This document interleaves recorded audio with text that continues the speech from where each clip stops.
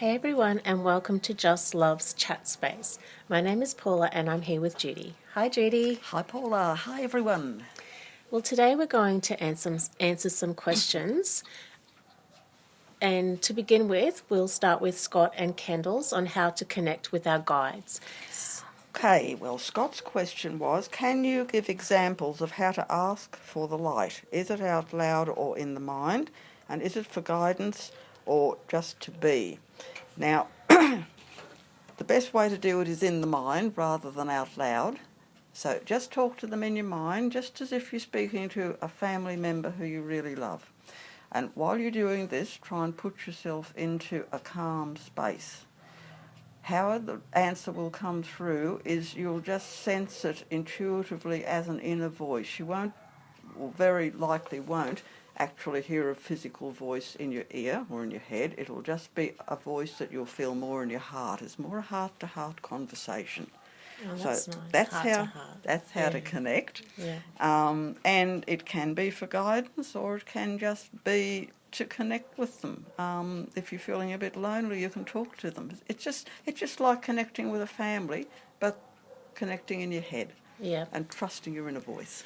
I have a little bit of a different way of doing it because I think with Judy, she's so used to having them around that she feels, well, you feel like they're just there, don't you? You just know that Yes, they're there. it's not automatic. something that you have to practice. Yeah. You have practiced it for a long time. Yeah. So what I do is, so I'll invite them in. Because, like we said last week, they're there, they're waiting, they're excited to come in. So I'll invite them in, and I'll have, usually I'll have an intention too. It's like for some part of my body that needs healing, or just to connect, just for reassurance. So I'll invite them in, have an intention, and then I'll open up my crown chakra. So I have that light coming in. So I always imagine like rain falling down and coming down through my crown chakra. Yeah, lovely. Or a beam of light coming in. Yeah. So last week you were saying too, like it's important that you light up your energy centers. Yeah. So that's what I do. So I bring it in down through my crown, down through my third eye. And because I've got stuff going on around my head, I sort of go to where I need healing or clearing. And then I just come down through my throat and my heart. Just keep going down through all of the chakras, all the way down and out the soles of my feet and down into Mother Earth and anchor down into the crystalline layers. So then I'm connecting heaven and earth.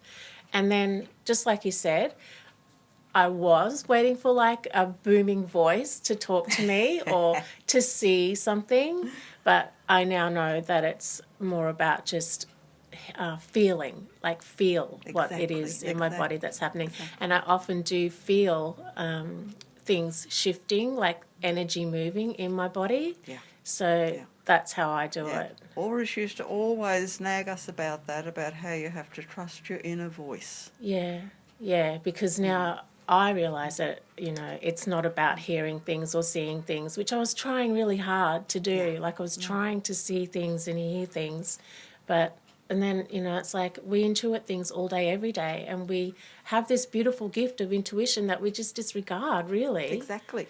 So that's all part of our self-realisation, realising we have all of it inside. We've just got to tap into it and give ourselves a space to tap into it. Yeah, that's right. Yeah. Make sure that you're in a quiet space, of course.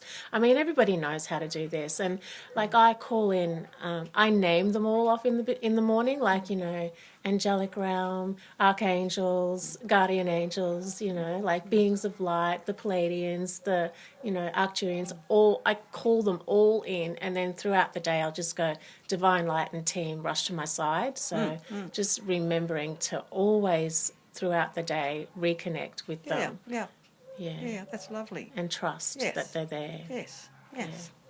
Okay, the next question came from Kendall Ramirez. And it's, Judy, please share about how we can feel less intimidated and more comfortable connecting with our guides or council of light. And as I explained to Kendall in the answer section, reply section, the thing is we're multidimensional beings, Yeah. and we have an aspect of ourselves on all levels of the human ladder.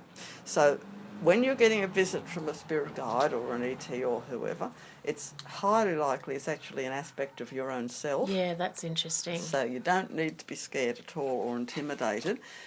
If it's not an aspect of your own self, it'll certainly be an aspect of your soul family, Right. which is actually oneness anyway, so Yeah. we're all one. Yeah. And just speak or connect with them as if it's a really loved family member. That's nice. Because and just remember the oneness aspect all the time. They're not outside of ourselves, they're part of us. So yeah. of course they love We they have love that us, yeah. aspect of ourselves on every level of the human ladder. Exactly. And exactly. across all dimensions of the human ladder. Exactly. So we are such an important part of that, you know, like we are that. We are. We can't, it's just like, it's really hard to get your head around, but, you know, we just have access to all of that, you know, so really being mindful of that is... Yeah, and again, it's coming Nothing to back be to afraid the of. old self-realisation thing. You know, getting realisations like that nun Tenzin Palmer talks about. She said it's not about getting visions, it's about getting realisations. And Yeah. it's so true. Yeah, that's right. Okay, the next question. Okay, next one is from Donna Thompson. Could you speak more about how to care for our bodies as we ascend? What types of things can we do to stay balanced when our bodies become super sensitive, especially for women with our monthly hormonal cycling and modern life? So, yes, I think probably eating as healthy a diet as you possibly can and doing some sort of spiritual practice, as I answered Donna. I, of course, listed meditation, Tai Chi and Reiki. Donna has health problems in that she can't do Tai Chi, but as I said, yoga is absolutely brilliant. And just spending time basically in meditation. What do you reckon? Well, I think again, like this is no longer about reading and learning, it's about being.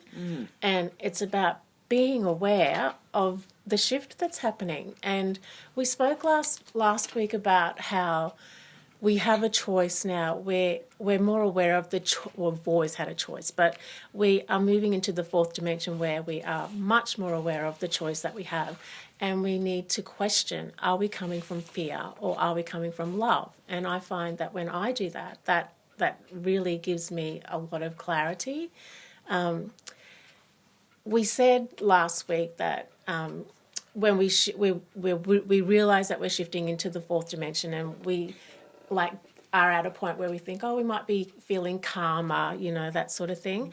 But also we are feeling all of our beliefs that are coming up, all of the beliefs that no longer serve us, and they can come up and they can manifest in your body in ways that challenge your health. And a lot of us are experiencing that right now, and it's part of the process. That's right, part of the process.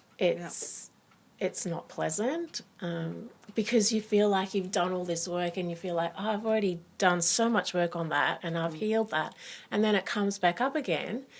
But then what you realise is that you are trying to get rid of it. You're just not sitting in it. You're just not letting it be and feeling it. You're controlling it, you know, like you want it to go away. So that's control. And that's something that you were talking about last week, Judy, about being like non-attachment, detached from it. Yeah. So we're so busy trying to control it and wanting it to go away that, you know, we're just fully controlling it. We're still in 3D. Where See, to get into 5D, you've got to learn to practice non-attachment, and sometimes it involves body pain and things like that. It's basically pushing us to practice non-attachment. Yeah, exactly. Really, when you think about it. So we've got to allow it. We just have to let it be. Yeah, and a relaxation exercise of some sort does help Yeah, pain. it does. Yeah. I know Reiki's brilliant. They even use it in hospitals here specifically for pain relief. Yeah, so it's about feeling it, Yeah. not wanting it to be anything other than what it is, staying in the moment, and having love and compassion for yourself, and not making yourself wrong, because we always just jump to the conclusion that, we're doing something wrong. Yeah. But if we could just allow it and sit in it and let it be. Yes, and if you're not feeling well, try to rest. Listen to your body, listen to your body, if it wants to eat, foods that you think are not good for you, like your body knows. Your body knows what it wants. So listen to your body. So the energy is designed to move, so it is going to move. So knowing that it is going to move, even though it might have been hanging around for years, it will move when we allow it and when we look at it and when we see it for what it really is. Yeah. So something else that I was speaking to Judy about is how all of our listeners and the people who are aware of what's going on with the shift, we are like, I don't like to label it, but we're leaders. So Judy calls we're transmuters. So we're kind of alchemizing the darkness. Yeah. We're bringing it up, and we're the ones who are showing the way. Yes, sort of that's thing. our mission that we've taken on for this life. And this is why a lot of us are suffering health problems and things, because we're transmuting all the darkness into light through our bodies. And a lot of us are experiencing health problems, things that we just don't have answers for. Like we've tried this and that, and it's really now the time to just allow and let it be. Yeah. And to know that we are alchemizing for the collective. So we've taken this on, we've agreed to it, we signed up for it before we arrived here. Yep. And now this is what we... We're part of the 3 waves of volunteers that Dolores Cannon talks about. Right, yeah. So that's comes back to trust. Just trust. Yeah. Trust that whatever is happening is meant to happen, and to really slow down and to be aware. Yeah. So I think that's answered the question. So is there anything else that you want to add? Well, what we might do, would you like me to read out what Mara sent through on discernment? Oh, that's perfect, because when we like, okay, is this coming from fear or is this coming from love? Sometimes we just, we don't know. That's right, exactly. So, exactly. yes. That's one of the big hurdles we come up against, not knowing what to tune into and what to ignore. And so understanding discernment and having discernment about everything. Maris, my tall grey teacher, brought this teaching through quite a while back, and I can't remember if I put it up on Facebook. So what I'll do, I'll read it out now so we've got a record of it. Because it is perfect for now. Yeah, it is. It's just entitled Discernment, and he starts, as quantum physics is proving, you create your reality through your own thought patterns. This applies on a personal level, but also on a family, group and national level. Earth is a school planet. You are creators in training, and as with any school, tests are set to gauge your progress. One of the main subjects of study on which you are tested is discernment of energy frequencies. This is what is meant in your Bible about testing the spirits. Everything in the universe, including all sentient beings, is energy in motion. So it's important for you to be able to discern this energy and learn to feel when it is vibrating in a state of balance or imbalance. You may notice here that we do not use the terms good and evil or even positive and negative. These terms have been used far too much in Earth-human societies in a judgmental way towards others. Judgment is all too often based on shallow outer states, physical appearance, skin colour, race, religion, political affiliation and financial status. In the greater reality, these count for nothing, even religion. It is not the religion that you follow, but rather your level of spirituality and love that truly matters. This too controls the state of your energy field and whether it's in balance or not, and is where discernment comes into the picture.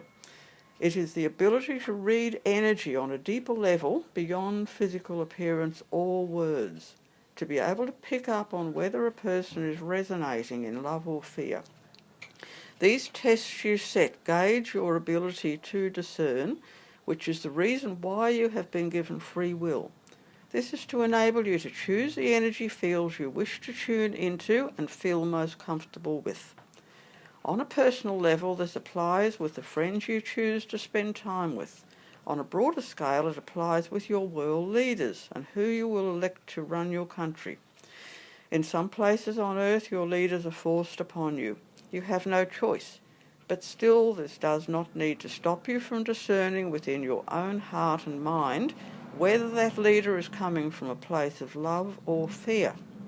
In those countries where this higher level of control happens, the latter, fear, is always the case. These are the only two choices that really matter, and in those nations where you are free to vote, this should be the criteria applied to the one you choose to elect.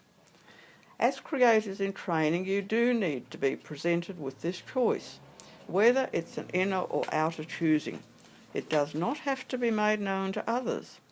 In the greater reality, it is your deepest feeling and sensing that really counts.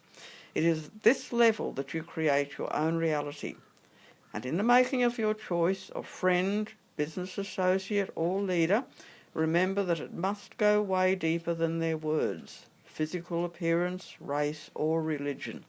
It is all about the energy you discern within them, of fear or unconditional love.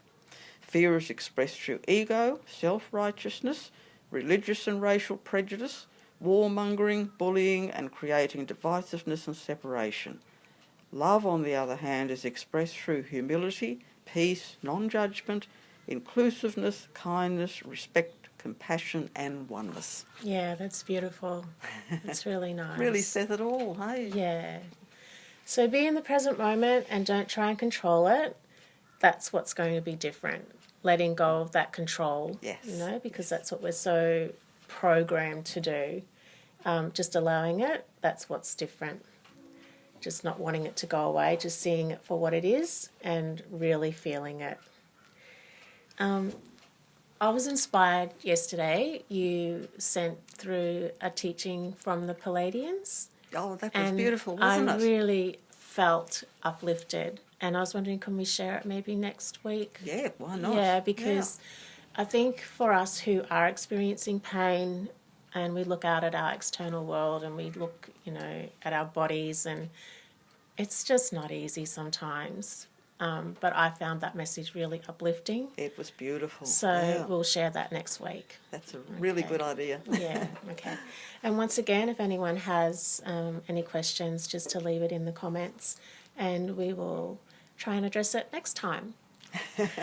So sending you all so much love, hugs and blessings. Judy. Same from me, Judy. And we'll see you next time. Bye. Bye.